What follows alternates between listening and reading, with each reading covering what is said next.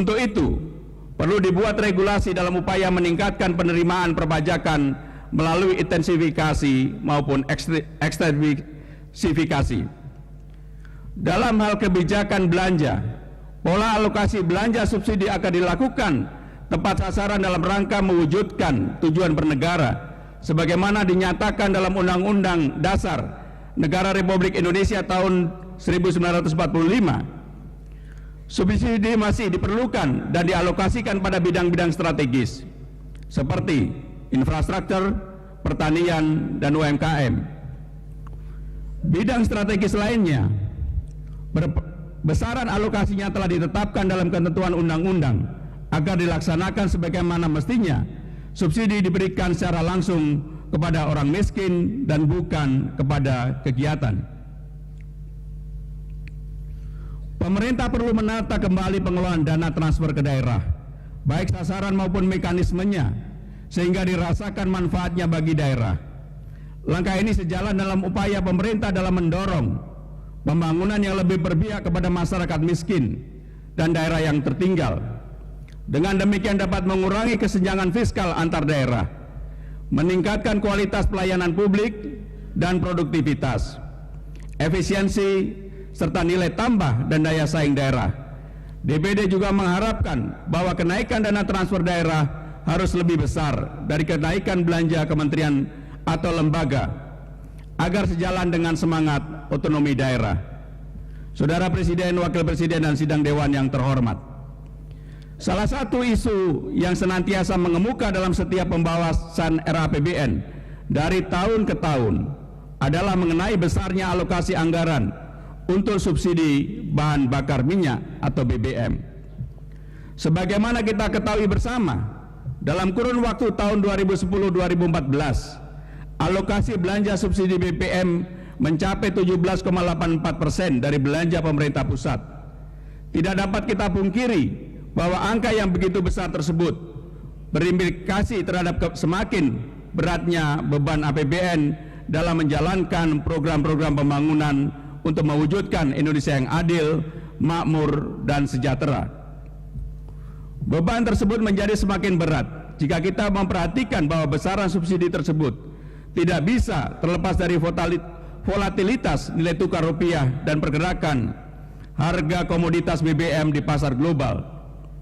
Di sisi lain juga menunjukkan bahwa kebijakan subsidi BBM yang selama ini diterapkan tidak tepat sasaran atau lebih banyak dinikmati oleh kalangan masyarakat menengah ke atas dibandingkan rakyat miskin yang semestinya mendapatkan perlindungan dari negara. Oleh karena itu, upaya pemerintah yang berorientasi jangka panjang yang sudah menjadi kebutuhan yang mendesak untuk segera dilakukan. Upaya pengendalian dan pembatasan yang dilakukan pemerintah beberapa tahun terakhir ini hanyalah solusi yang bersifat jangka pendek.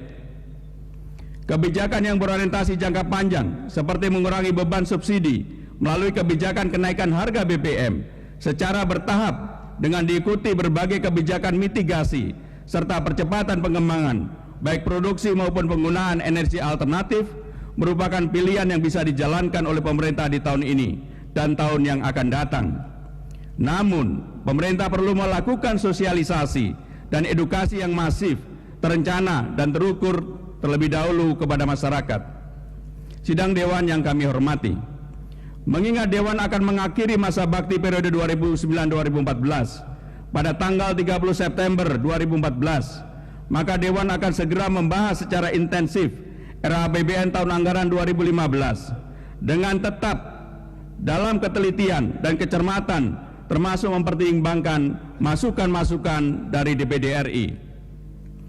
Dalam masa persidangan pertama ini pun, Dewan melanjutkan pembahasan terhadap rancangan undang-undang tentang pertanggungjawaban atas pelaksanaan APBN tahun anggaran 2013 yang sudah dilaksanakan masa persidangan 2014, masa persidangan keempat, untuk memenuhi ketentuan konstitusional dalam pasal 23E ayat 1 Undang-Undang Dasar Negara Republik Indonesia tahun 1945. Saudara Presiden, Saudara Wakil Presiden, dan hadirin yang kami hormati, terkait pelaksanaan fungsi legislasi, Dewan menyadari bahwa capaian legislasi masih sangat rendah. Ada 68 rancangan undang-undang yang masuk dalam daftar RUU prioritas tahun 2014. DPR sebenarnya sudah membuat beberapa terobosan untuk meningkatkan kinerja legislasi. Misalnya sejak tahun 2010, DPR memberlakukan hari legislasi. 2 hari dalam 1 pekan ditetapkan sebagai hari khusus untuk membahas rancangan undang-undang. DPR juga telah bekerja sama dengan sejumlah perguruan tinggi untuk membantu penyelesaian rancangan undang-undang. Banyak kendala yang menyebabkan tidak tercapainya target legislasi, antara lain belum optimalnya kinerja para anggota dewan dan pemerintah dalam melakukan penyusunan dan pembahasan rancangan undang-undang. Oleh karena itu, dalam sisa waktu masa bakti DPR RI yang tinggal sebentar lagi, komitmen dan perhatian dewan masih diharapkan dalam penanganan rancangan undang-undang dengan tetap mengutamakan kualitas. Undang-undang yang dihasilkan, sinergi antara pemerintah dan dengan DPR dalam proses legislasi harus lebih ditingkatkan. Karena rancangan undang-undang yang tidak selesai pembahasannya pada masa bakti DPR RI saat ini tidak dapat dilanjutkan pembahasannya oleh DPR berikutnya. Hadirin yang kami hormati, dalam hal fungsi pengawasan, Dewan masih akan meminta perhatian berkaitan dengan masih tingginya angka kecelakaan dengan ratusan korban meninggal dan luka-luka sepanjang arus mudik dan arus balik Lebaran 2014.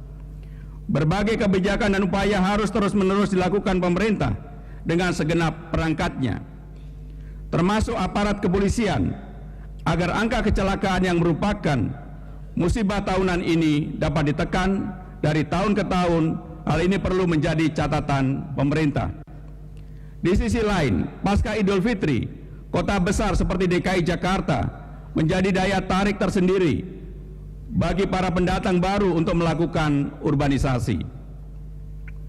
Setiap tahun peningkatan jumlah pendatang baru selalu terjadi. Hal ini akan memicu terjadinya masalah sosial baru seperti peningkatan jumlah pengangguran dan tingkat kriminalitas di kota besar. Kondisi seperti ini menunjukkan bahwa masih belum meratanya pembangunan di daerah. Dewan menghimbau agar pemerintah pusat dan daerah tetap memberikan perhatian terhadap daerah-daerah yang membutuhkan perhatian khusus sehingga pemerataan pembangunan dapat terwujud di seluruh Indonesia. Saudara Presiden, Wakil Presiden, dan hadirin yang terhormat, pada DPR RI periode 2009-2014, kami berusaha untuk melakukan penguatan kelembagaan, baik berkaitan dengan kedewanan maupun sekretariat jenderal sebagai lembaga pendukung. Untuk itu DPR RI telah menetapkan rencana strategis DPR RI 2010-2014 sebagai pedoman kerja kelembagaan yang memuat langkah-langkah strategis dan program rinci untuk pembangunan lembaga DPR sebagai lembaga perwakilan yang amanah, kredibel, dan demokratis. Untuk mengimplementasikan Renstra tersebut memerlukan perjuangan yang cukup panjang dan penuh tantangan. Saat ini pelaksanaan Renstra sudah dalam tahap akhir penyelesaian, khususnya berkaitan dengan restrukturisasi kesekjenan. Namun kita masih menunggu persetujuan dan proses lebih lanjut oleh pemerintah. Sidang Dewan yang terhormat, di dalam forum ini izinkanlah kami menyampaikan rencana kerja berkaitan dengan diplomasi parlemen. Di antaranya, DPR RI akan menyelenggarakan Parliamentary Event on Millennium Development Goals MDGs Acceleration and Post 2015, agenda yang akan diselenggarakan pada tanggal 10-11 September 2014 di Surabaya dengan tema Strengthening the Role of Asia Pacific Parliaments on MDGs Accelerations and the Post-2015 Development Agenda. Sidang ini diperkirakan akan dihadiri sekitar 48 parlemen dari kawasan Asia Pasifik.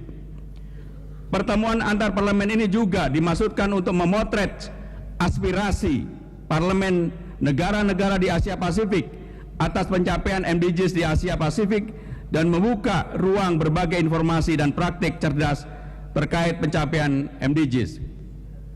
Masih dalam rangka kepemimpinan DPR RI di forum Southeast Asian Parliamentarian Against Corruption (CPEC), DPR RI akan menyelenggarakan Board of Meeting CPEC Workshop dengan tema Stronger Ethics and Integrity Path of Parliamentarians to Combat Corruption di Jakarta pada tanggal 28-29 Agustus 2014. Pertemuan tersebut akan dihadiri oleh anggota nasional Chapter Global Organization of Parliamentarian Against Corruption atau GOPAC, Indonesia dan anggota-anggota CPEC lainnya di negara-negara Asia Tenggara. Workshop ini bertujuan untuk menindaklanjuti hasil sidang umum CPEC di Medan serta membuka ruang dialog dan pengayaan isu-isu terbaru bidang korupsi, terutama anggota nasional Chapter GOPAC Indonesia serta anggota CPEC yang hadir. DPR RI juga berperan aktif dalam forum parlemen regional dengan menghadiri sidang umum ke-35 AIPA yang akan diselenggarakan di Vientiane, Laos pada tanggal 14-20 September 2014. Sidang ini dihadiri oleh 10 parlemen anggota AIPA, parlemen peninjau, dan guest of house. Sidang umum AIPA kali ini mengusung tema Strengthening Parliamentarian Cooperation in the ASEAN Community Building dan membahas isu-isu di bidang politik, ekonomi, sosial, organisasi, dan Women Parliamentarian of AIPA, serta topik-topik dialog dengan negara-negara peninjau. Sidang umum AIPA menjadi penting karena bertepatan dengan momentum komunitas ASEAN 2015. Saudara Presiden, Saudara Wakil Presiden, dan Dewan yang kami hormati, DPR dan rakyat Indonesia benar-benar prihatin atas tragedi kemanusiaan yang terjadi di jalur Gaza, Palestina. Ya, pemirsa tetaplah bersama kami. Special Report membedah RAPBN 2015 akan kembali sesaat lagi.